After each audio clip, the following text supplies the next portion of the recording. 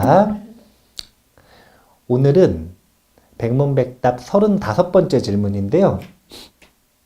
이런 질문입니다. 깨어있음 쌓기가 일시적인 해탈과 같은 것인가요? 이런 질문이에요. 이분도 공부를 좀 해보신 분인가 봐요. 일시적인 해탈이라고 하는 단어를 아시는 거 보니까. 이제 불교의 해탈이라고 하는 단어는 직역하면 해자는 풀어 해칠 해자예요. 풀다 이런 뜻이에요. 탈은 벗어날 탈자예요. 그래서 묶여있는 것으로부터 풀고 벗어나는 것, 이것을 해탈이라고 합니다. 그래서 자기가 누군가에게 질투가 엄청 심했다 이거예요. 근데 어느 순간 그 사람에 대한 질투로부터 좀 자유로워졌어요. 이러면 이거 해탈일까요? 아닐까요? 해탈이에요. 예.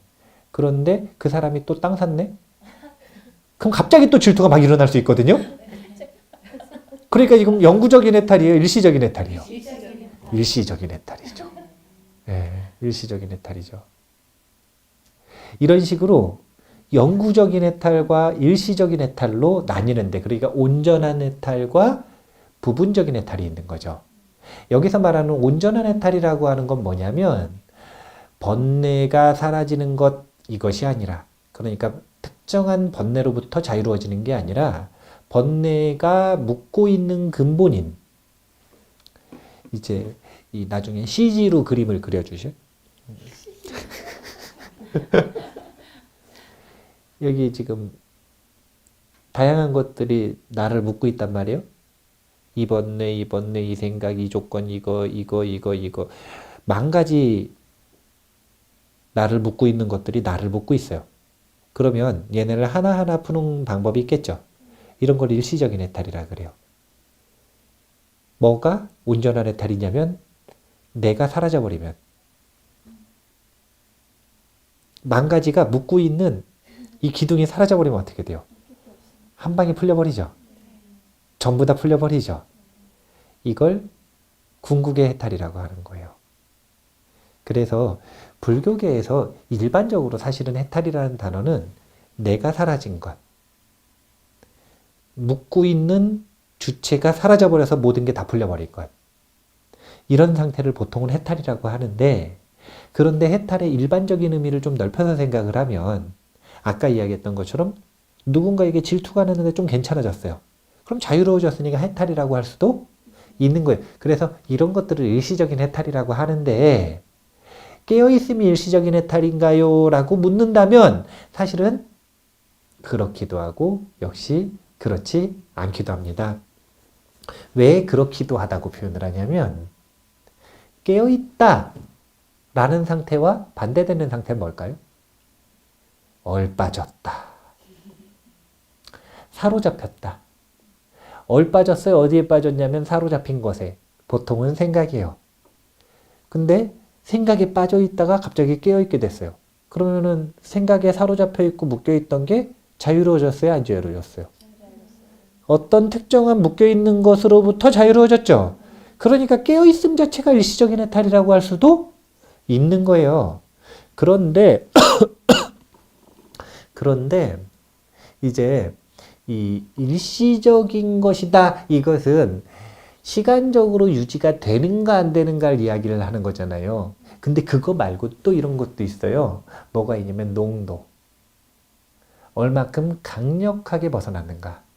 무슨 뜻이냐면 깨어있는데 평소보다 탐욕도 없고 평소보다 분노도 없고 평소보다 어리석지도 않은 상태 같은 그런 상태에서 깨어있는 거예요. 근데 평소보다 그런 거지 탐욕과 분노와 어리석음이 밑바닥에 없는 거예요? 그러니까 이 농도가 있다는 거예요. 깨어있음의 힘이 강해지면 이 농도가 깊어집니다. 깨어있음의 힘이 약하냐 강하냐, 이것에 따라 약하면 일시적인 해탈이라고 말할 수는 있으나 시간도 짧고 농도도 옅은 거죠. 옅은 거죠. 번뇌의 농도가 짙은 거고 깨어있음의 이 해탈의 농도는 옅은 거죠. 그런데 깨어있음의 힘이 강하면 유지력도 길어지고 농도도 높아지는 거죠. 그래서 우리가 요 일시적인 해탈이라고 하는 단어를 시간적인 것만 가지고 생각을 할 게 아니라 번뇌의 농도, 깨어있음의 농도, 벗어난 것의 농도, 이것 가지고도 생각을 해서 2차원 그래프라고 하는 걸 아셔야 돼요. 2차원 그래프. 사실은 좀 더 따져보면 3차원도 나올까요, 안 나올까요?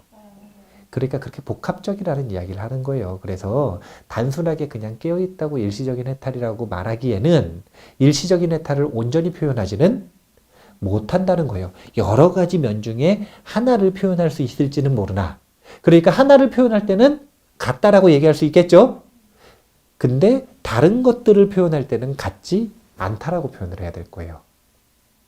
그래서 우리가 이게 같냐 아니냐 이런 개념 따지는 게 중요한 게 아니라 깨어있는 게 중요한 거예요.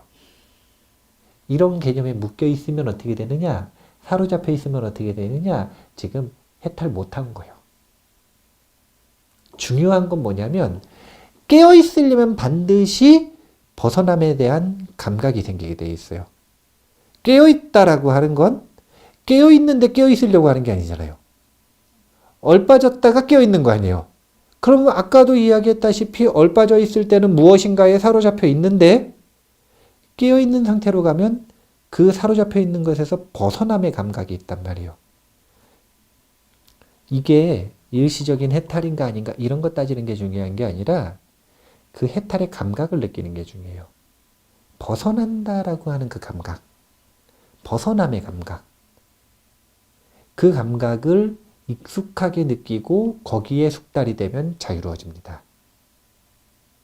우리가 깨어있는 것은 깨어있는 거고 깨어있는 상태로 갈 때의 이 벗어남의 감각, 만약에 해탈에 대해서 말하고 싶다면 일시적인 해탈이든 궁극의 해탈이든 그 해탈에 대해서 말하고 싶다면 깨어있음 전에 깨어있음으로 나아가는 과정에서 벗어나는 감각이 있죠. 이 감각을 잡는 게 중요한 거지 이게 개념적으로 그런가 아닌가가 중요한 게 아니라는 거예요. 그래서 우리가 그 감각을 잡으려면 어떻게 해야 되냐면 사티생을 잘해야 돼요. 깨어 있어야 어딘가에 사로잡혔다가 벗어났다. 사로잡혔다가 깨어있다. 사로잡혀 있다. 깨어있다. 이 경험을 반복해야 그래야 그 과정 속에서 벗어나는 감각에 대한 감각이 잡히지. 그래서 앉아서 좌선도 많이 하시고 또 일상에서 자꾸 깨어있으려고 노력하고 스스로에게 나는 깨어있는가?